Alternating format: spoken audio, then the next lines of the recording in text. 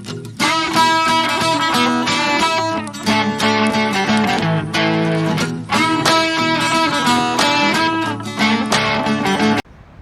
you guys doing? It's Poncho from Another Day's Walk, and this is an interview of a Appalachian Trail through hike finisher.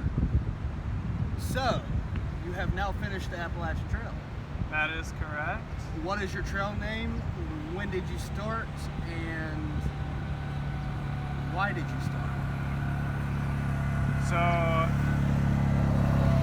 my trail name is Flamingo, and I started February 9th. I took quite a bit of time off from COVID-19 and got back on the trail later. I started because I was going for a calendar year Triple Crown. I was shooting to hike the AT, PCT, and Continental Divide Trail this year, which, while that plan may have fallen through because of COVID, I'm still got to finish the AT and hoping to get on the CDT pretty soon. And you've already finished the PCT. You finished PC in what year? So I did the PCT in 2018. You know, the plan was to do it again this year, but since I'm not doing that, I'll still at least get a normal Triple Crown. What do you think was the hardest part of the trail this year, state-wise? What state was the most difficult? What state was the most difficult?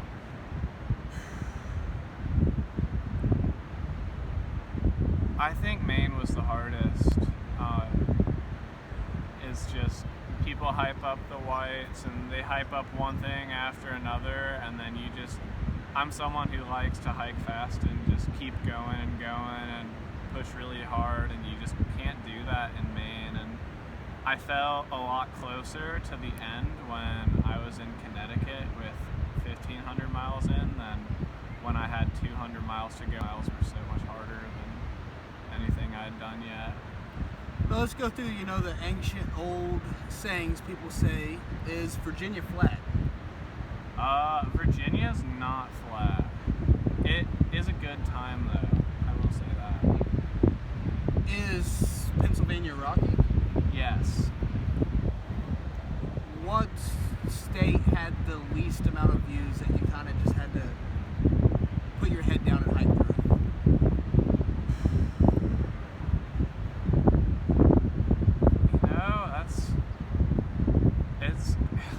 It's a blur. I feel like Maryland was kind of just one hike from the one freeway to the next one, but it was pretty short. So, what was your favorite part of the hike? All-time favorite part? But let me add this: you can't say summiting and you can't say starting at Springer. It has to be something in the middle. Okay.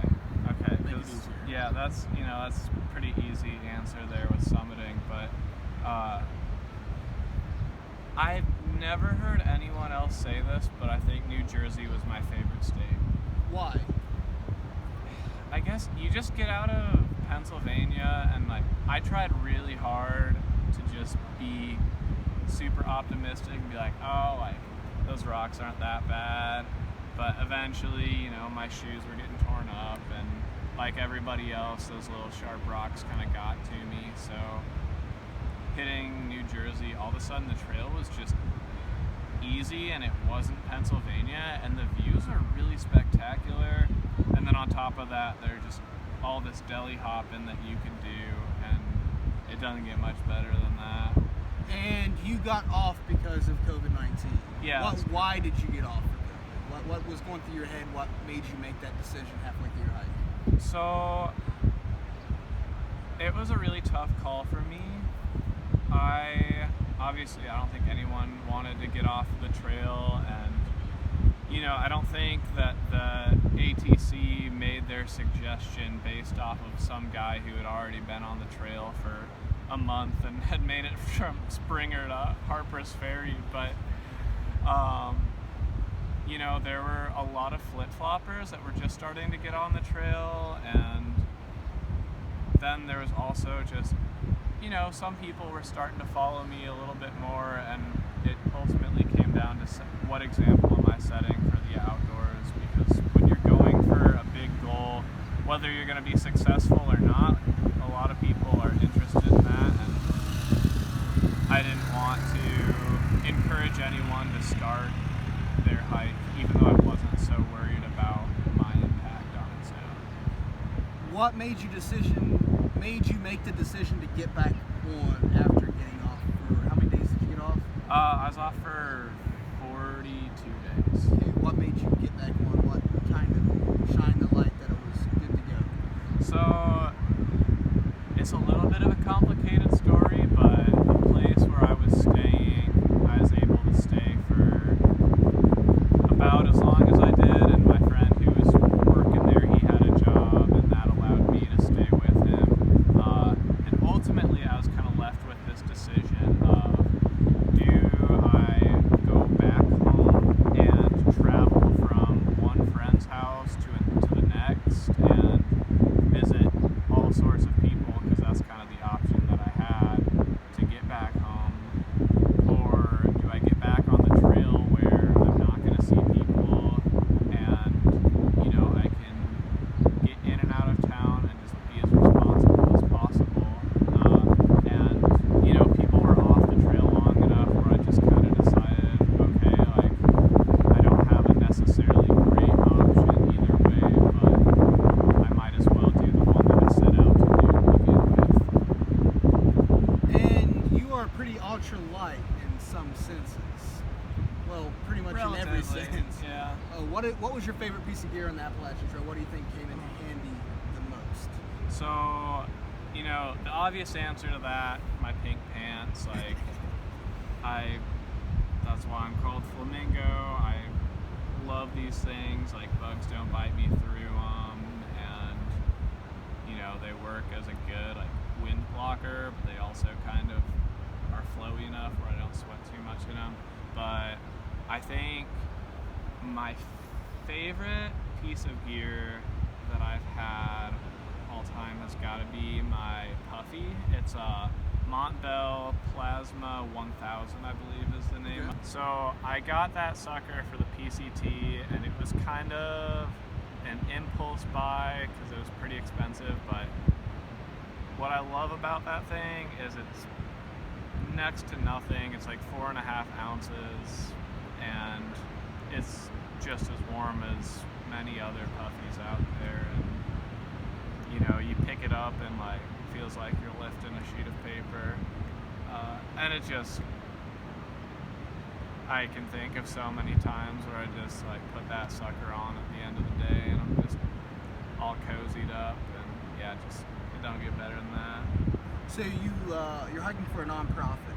Would you like to say a few words about that? Yeah, totally. So something that I'm super passionate about is, it's a global crisis, but it's also a huge crisis in America, which is human trafficking, particularly sex trafficking. And,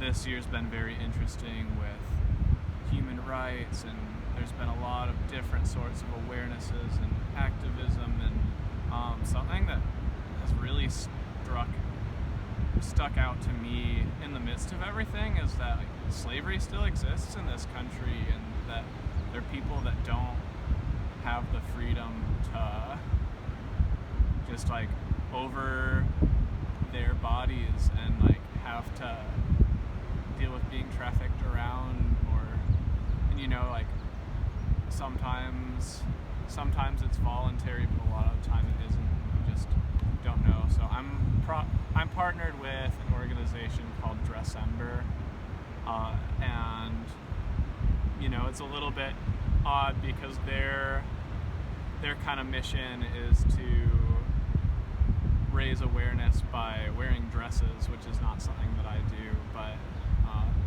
they're really cool. They've had a very refreshing perspective in light of everything that's been going on recently, and ultimately, like, they're committed to putting an end to slavery in this country, and that's really important.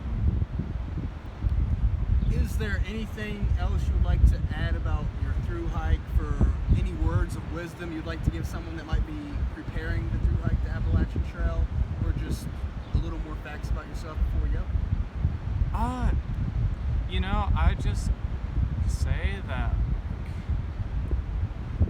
you know, I struggled a lot on the AT, even having done a through hike in the past, and as much of a challenge as it was, like,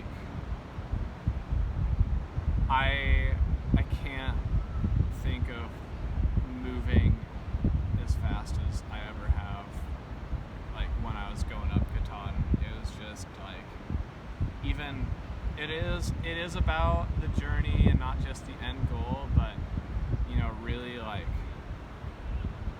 it's been a really hard year for me, but it really all came together as I was just practically running up that crazy mountain. So you never know what to expect and where you're going to find different aspects of joy in it, but, you know, embrace it, learn about yourself. And you also have an Instagram. Would you like to tell them your Instagram? I'll put it in the description as well. Oh yeah, you can find me on Instagram at philip.david.t. There's 2 L's in Philip. Or if you can manage to spell Phil Toomasian, you can go for that as well. You'll probably find me that way because I can't think of anybody else with that name. And how can people find your nonprofit real quick? So there is a link in the description on my Instagram, okay. And you might be. I'll also put it in the link Awesome. in the YouTube video as well. Thank you guys so much for watching. Please like, comment, subscribe, and like always, I'll see you on the sunny side.